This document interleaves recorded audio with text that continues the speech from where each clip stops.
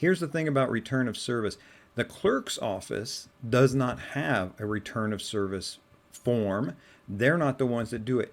You get that from the law office when you pick up the service pack. Now, if you pick up the service pack at the clerk of courts, it's already in there, but this form is generated by the clerk, not by the clerk of courts, by the law office. It's just one of many forms that'll be in that pack. So the pack will have maybe a subpoena or summons, maybe a restraining order, whatever other things that they want you to serve this person. And the top sheet is going to be the return of service form. That form you hang on to.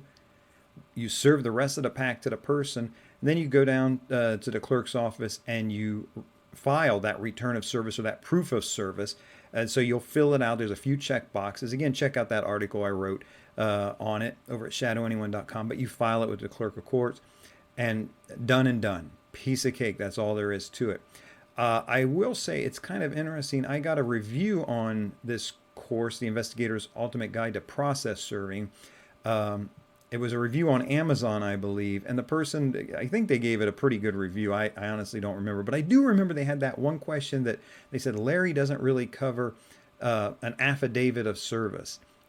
Okay, yes, that's covered extensively. That's return of service, proof of service, affidavit of service. Those are all the same thing. I cover it completely, of course, in the Investigator's Ultimate Guide to Process Serving. I've covered it here. I've covered it in other videos.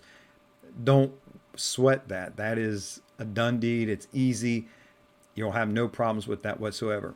In the meantime, remember, do the right thing, even if it's the hard thing.